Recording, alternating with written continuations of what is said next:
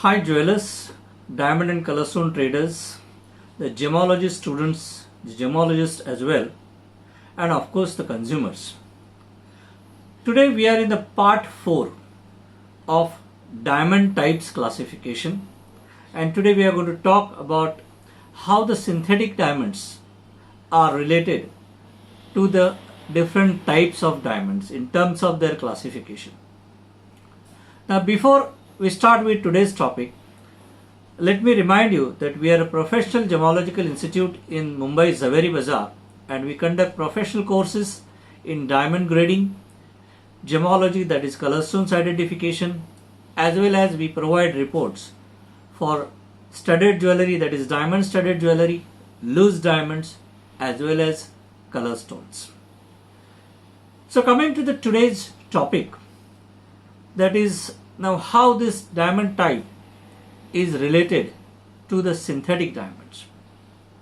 Now let's talk a little history about the synthetic diamonds. If you realize, the synthetic diamonds were first disclosed by General Electric Company in 1954, that they declared, yes, we have come out with a synthetic diamonds. But after they declared it, another Sweden company, they said that we have already done it in a year back, let's say. And after that, companies like Sumitomo and CO and other companies started coming in, like companies like Chatham, AOTC, we have Washington Diamonds, we have NDT from Russia, and various other companies started coming in, like again Gemesis.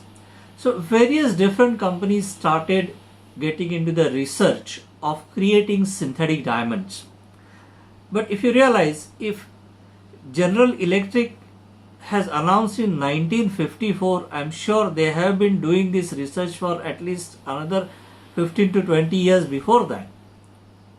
And the first synthetic diamonds officially were launched in 19 or near 2000, or you can say around 1996. They had started producing, but actually commercially the Gemesis company launched them in 2003. So you can realize the amount of time, the number of years it has taken to start the commercial production of synthetic diamonds. Now in between, even De Beers had also started their heavy research. Since they were in natural diamonds, they also started investing their research in synthetic diamonds. They also had created synthetic diamonds.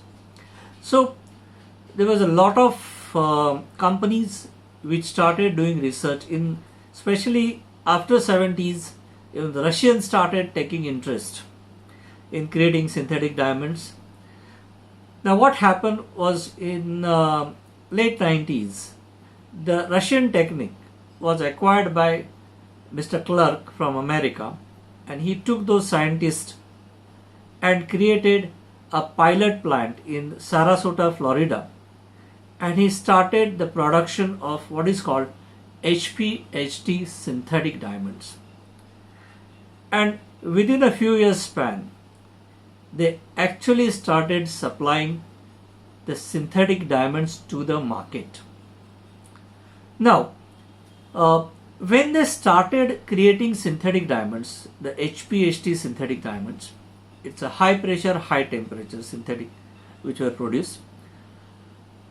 The product was mainly in yellow as well as in pink and blue. The question was why they were creating these golden yellow diamonds, pink and blue diamonds in the beginning. Even Chatham also was creating the fancy color diamonds. Let's call them fancy color diamonds.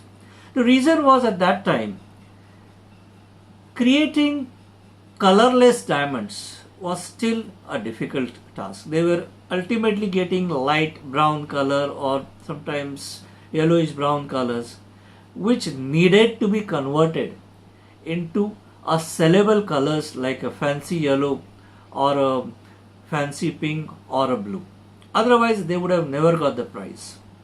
So that is the reason when in the beginning when HPHT product was launched, it was basically type 1b category with a single nitrogen, and then it was easy to convert them into by doing HPHT process they could convert them into golden yellow color, or by doing irradiation by and annealing they could create NV centers in that and create pink colors, or the boron doping could create blue diamonds also. So as the research progresses, as even a lot of Chinese companies started coming in the market, and in China especially, they started creating what is called colorless HPHT synthetic diamonds. If you see the NDT product also, Russia, they are also into creating a white color or a colorless HPHT synthetic diamonds of high grade.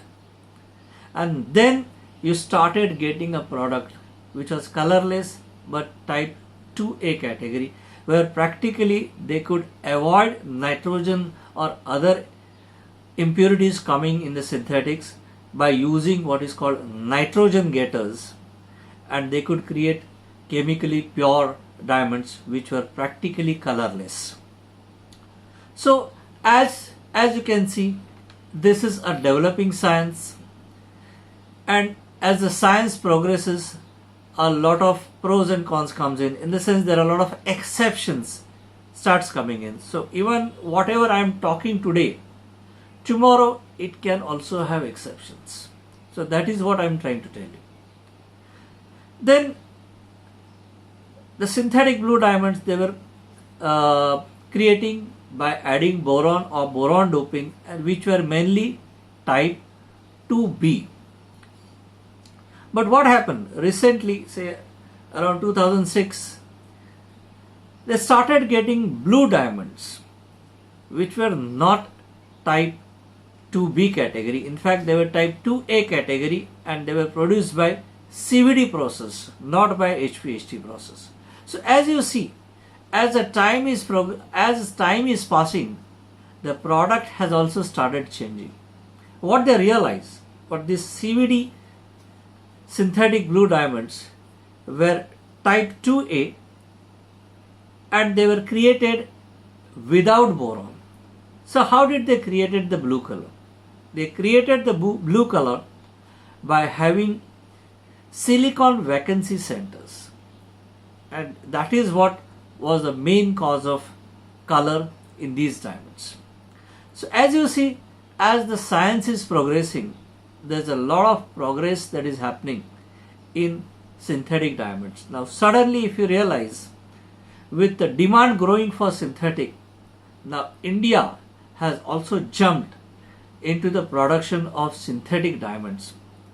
So previously, the Indians used to call themselves diamond manufacturers, which was an incorrect term. But today, we can say that yes, this can be a correct term, because they are actually manufacturing synthetic diamonds and then cutting and polishing. So today, the Indians, lot of Indian companies have become manufacturers of synthetic diamonds, and this particular field is growing at an alarming speed. In fact, if you realize today, the Surat industry or a Gujarat diamond industry is surviving because of synthetic diamonds. Now the question is, what are these synthetic diamonds? For a layman, let me explain what are synthetic diamonds. Synthetic diamonds are the diamonds which has same chemical composition, same physical and optical properties as that of natural diamonds, but they are grown in labs. So these are man-made diamonds, and that's why many times they are also known as man-made diamonds, or even they are also called lab-grown diamonds, or even cultured diamonds. So in a market, there are various terms for synthetic diamonds. Now there is nothing wrong selling synthetic diamonds as long as you are disclosing that they are synthetic, and it has today considered as one of the best option for these expensive natural diamonds. So many times it is happening. In fact, if you realize in America today and Europe, it has picked up, the market has picked up so well that a lot of Indian traders are surviving today on synthetic diamond sales or synthetic diamond jewelry. Even in India, there is a huge potential for synthetic diamonds, because especially if you see in the case of solitaires, if you compare the price of a solitaire high quality natural diamond and a solitaire of synthetic diamonds of high quality, there is a huge difference. Literally there is no comparison. Your synthetic diamond can be more than 10 times cheaper than the natural diamond, and that is the reason they have become more affordable today. So it's something like aspired by the nature and perfected by the human being. That is what they talk about the synthetic diamonds. So there is nothing wrong using synthetic diamonds, though of course those who cannot afford such expensive diamonds, natural diamonds, they can quench their thirst with synthetic diamonds today. So with this, let us end this series here for this type diamonds. I hope you all have enjoyed this 4-part series of this diamond type classification. Thank you very much.